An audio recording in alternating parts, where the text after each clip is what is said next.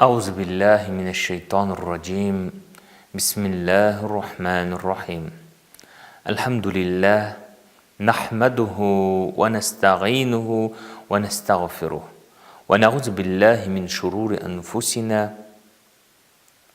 ومن سيئات أعمالنا من يهده الله فلا مضل له ومن يضلل فلا هادي له. Hürmetli din kardeşlerim, biz sizden bilen İmam Nevevi'nin 40 hadis kitabından hadislerini okunu devam ederiz. Bugün ise 22. hadis. Peygamberimiz sallallahu aleyhi ve sellem bulay deyip eyte.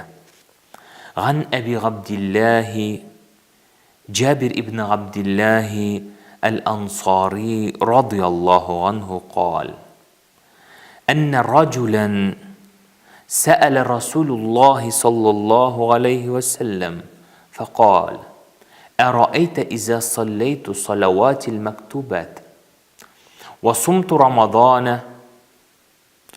وأحللت الحلال وحرمت الحرام ولم أزد على ذلك شيئا أأدخل الجنة قال نعم رواه مسلم. Yani Abu Abdullah Cabir ibn Abdullah el-Ansari radıyallahu anh'a aytuğu boyunca bir günde Peygamberimiz sallallahu aleyhi ve sellem yanına bir irkildi de etti.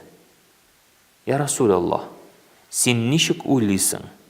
Eğer men üstümde tiyişli bulgan namazlarımni gına okusam, hem Ramazan ayında gına uraza tutsam, halalni halal deb tabıp onu kullansam, haramni haram deb tabıp ondan yiroq bo'lsam, men jannatga kirammi? Peygamberimiz sallallahu aleyhi ve sellem aytdi, "Ayye, kirasin" dedi. Eng birinchi oshiqlarga kerak, kim ol bu hadisni rivoyat etdi. Bu hadisni rivoyat etuvchisi Cabir ibn Abdullah el-Ansari radıyallahu anha. Yani ol İslam dinin hicretke kadar kabul etti. Etisi bilen Aqabadagi birinchi bay'atda qatnashdi.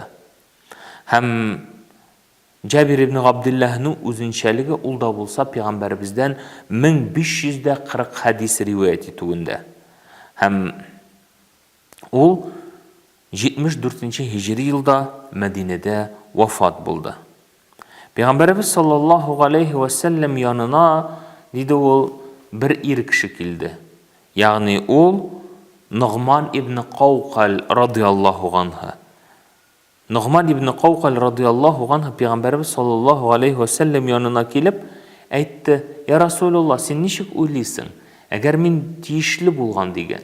Yani Peygamberimiz sallallahu aleyhi ve sellem ona "Ayye, sen cennetke kiresin" deyip cevap verdi degeçtin. En birinci bu hadisin soravchisi, yani Peygamberimizden bu soravni soravchisi kim ekanligini qararga tiyishmiz. Onu Nu'man ibn Qawqal deb aytdik. Ol Badr soğuşunda qatnaşıp Uhud soğuşunda şahit bulup ketgan kishi. Hem de endi Peygamberimiz sallallahu aleyhi ve sellem onun şu soğuşta şahit bulup ketishini bilip "Ayye, sen kiresin" dedi. Hem şunu unutmasqa kerak, Badr soğuşunda qatnaşuvchilar Allah Teala'nın mağfiretine erişuvchilerden buldu. Çünkü Allah Subhanahu ve Teala Badr soğuşunda Müslümanların birinci soğuşunda qatnaşqan 317 kişi Allah Teala onlarını gafu etti deb getirilgan. Yani onlar Allah'ın mağfiretine erişuvchilerden bulup sanalalar.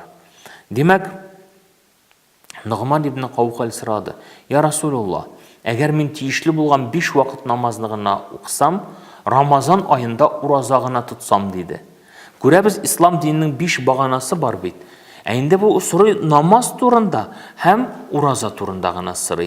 Qalganlar, atik mesela zakat, hac, endi anlarga kerak. Zakat da hac da mında kire. Lakin ol mında ani kirtmagan ni için? Çünki zakat bilen hac ol kim buldura ala degan hüküm aslında yeri. Kim zakat bulur tuli ala, yani nisabı var.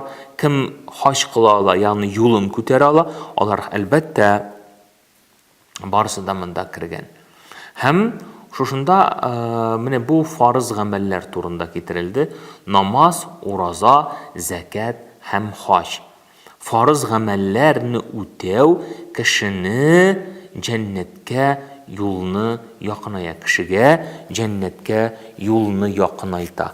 Чөнки Пәйгамбәрбез саллаллаһу алейхи ва саллям әйтте, Аллаһ Тәгалә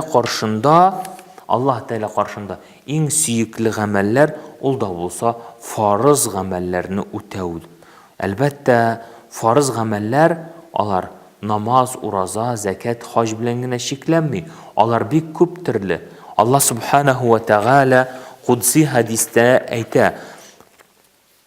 Аллаһ Тәгалә: "Ма тaqarraba ilayya mutaqarribun bimithli ada'i ma iftaradtuhu alayhim" диде. Аллаһ Тәгалә Кудси хадисендә әйтә: "Әгәр миңа якынаярга теләүчеләр булса, алар фарыз эшләрне үтәп якынайсыннар." Ягъни фарыз эшләрне якын. Монда Аллаһ Тәгаләгә якынаю, ягъни Аллаһның сөйгән бәндәсенә валиуллаһ, әүлиядән булу турында сүз бара. Һәм Аллаһ субханаһу ва тәгалә Тәүбә сүрәсенең 112-нче аятында әйтте: "Вал хафизуна ли худудиллаһ ва баширил муъминин." Аллаһ Тәгалә куйган шикләрне саклаучыларны, Аллаһның әмерләрен үтәүчеләрне, аларны мөэминлек белән сөендер диде. Ягъни шушы һәрбер мөселман Аллаһ Тәгаләнең куйган фарызларын үтәсә, һәм дә инде аның гынах Аллаһ Тәгалә харам кылган әйберләрне калдырса, ул әлбәттә җәннәт әһелләреннән булмыйча калмас. Чөнки Пәйгамбәрбез саллаллаһу алейхи ва саллям хәбәр кылды. Хадистә: "Ма мин габдин юсалли салаватил хамса ва ясуму рамадан." Әгәр берәү 5 вакыт язылган намазын, фарыз кылынган намазын үтәсә, һәм Рамазан айында ураза тотса, ва юхриджу закат, һәм закатын түләсә, ва яҗтанибул кабаир сабга, һәм 7 олы гынахтан сакланса, илля футихат лаху абвабул җанна, ул бәндәгә 8 җәннәт ишеге ачылыр. Ядхулу мин айюха ша, һәм ул теләгән ишегеннән кирер диде. Һәм аятны укыды. Ниса сүрәсенең 31-нче аятны укыды Пәйгамбәр. "Ин таҗтанибу кабаира ма тунхуна ганху нукаффир ганкум сайyiатикум ва нудхилкум мадхалан карима." Әгәр сез олы гынахлардан саклансагыз, без сезнең гынахларыгызны ярлыкарбыз һәм матур итеп җәннәтләргә керттербез. Хадис галимнәр әйттеләр 7 олы гынах турында, һәм алар зина, ул хәмер ичү, сихерчилек белән шөгыльләнү, һәм дә риба ашау, шулай ук кеше үтерү, Аллаһ Тәгаләгә ширик китерү, һәм инде ул да булса кешене нахакка гаепләү дип китерделәр. Әлбәттә, бу 7 гынах, ул ягъни бу 7 гынах турында гына сүз бармый, гомумән алганда гынахлар турында. Һәм менә бу һәрбер кеше аңлый бер мәсьәләне. Әгәр шушы язылган 5 вакыт намазны үтәү, фарызларны гына үтәү кешене җәннәткә кируне тәэмин итә. Бер мәсьәлә булганда, ул да булса кеше гынах кылмаганда. Әгәр кеше гынах кылды икән, димәк аның гынахлары шушы фарызларын капларлык булмаска тиеш. Шул сәбәпле без әйтәбез, фарызлар алар төш. Шушы төшне без каплыйбыз нәрсә белән? Саклык чаралары белән. Әйтик, мәсәлән, алманың кабыгы бар, аның мәкыты, йомшак әйбере бар, һәм соңыннан гына төшеп килә. Менә шулай итеп тә һәрбер әйбернең каплавы бар. Һәрбер фруктны, һәрбер яшелчәне алык, һәрбер җиләк-җимешне алык, аның бар үстән капланган әйбере. Шул ук сөннәтләр, нәфил гыйбадәтләр, ваҗиб гамәлләре безнең фарызларны саклыйлар. Чөнки кыямәт көнендә кемдә булса, сиңа тәнкыйть белән дәгъвалап килсә, синең аның дәгъвасын капларлык изге гамәлең булырга тиеш. Ул сөннәт булсынмы, ул ваҗиб булсынмы, яки башка нәфил гыйбадәтләре булсынмы. Һәм шуның соңында Пәйгамбәрбез саллаллаһу алейхи ва саллям ике мәсьәләне кабаттан искә алды. Әхләлтул харама ва харрамтул харама диде. Ягъни халалны халал дип тапсам һәм аны гына куллансам, харамны харам дип табып, аннан ерак булсам диде. Менә монда Пәйгамбәрбез саллаллаһу алейхи ва саллям аерым ачык иттереп күрсәтте. Ягъни халал ашау, халал куллану мөселман өчен мөһим икәнлеген. Чөнки халал ризык ашаганда гына аның дугалары кабул була, аның гамәлләре кабул була. Бер кабым харам кабып, аның 40 көн гамәле üzеләчәк. 40 көнлек гамәле киселәчәк. Шул сәбәпле моннан саклану кирәк. Инде харамнар исә, әгәр инде харам исә, ул кешене гынахка батыра һәм әгәр дә шушы хәлдә вафат булса, инде ут аңа тиешле була диде. Чөнки бу иң куркыныч әйбер. Ягъни харам кеше харам белән, ягъни халак була. Әлбәттә, шушында инде без фарыз эшләрне караганнан соң, халал белән харамга төшенгәннән соң, Пәйгамбәрбез саллаллаһу алейһи ва саллямның Кудси хадисның дәвамын искә төшерәсебез килә. Шунда Пәйгамбәрбез саллаллаһу алейһи ва саллям әйтә, Аллаһ Тәала әйтте ди: "Ва ма язалу габди ятaqarrabu ilayya bin-nawafil hatta ahibbahu, fa iza ahbabtahu kuntu sam'ahu allazi yasma'u bihi wa basarahu allazi yubsiru bihi wa yadahu allati yubtishu biha wa rijluhu allati yamshi biha wa la in sa'alani la'ati'annahu wa la in ista'azani la'aghizannahu wa la in dagani la'ajibannahu." Раваху Бухари диде. Ягъни, әгәр миңа якынайырга теләүчеләр булса, миңа фарыз эшләрне үтәп якынайсыннар диде. Әгәр инде кабаттан тагын да якынайырга теләсәләр, алар миңа нәфил гыйбадәтләрен үтәп якынайсыннар. Әгәр шул вакытта мин аларны сөярмен.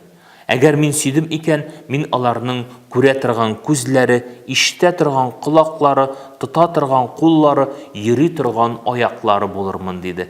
Әгәр алар миннән сорасалар, сораган әйберләрен бирермен. Әгәр яклау эзләсәләр, мин аларны яклармын дидем. Дуга кылсалар, дугаларына җаваплы кылырмын диде. Менә бу хадис күрсәтә, ягъни кеше фарыз эшләр белән генә шикләнеп калырга тиеш түгел, бәлкем тагын да күбрәк изге гамәлләр эшләргә тиеш, фарызларын саклап калу өчен. Чөнки фарызлары аның төгәл камил итеп сакланган булса, кыямәт көндә ул котылучылардан булыр.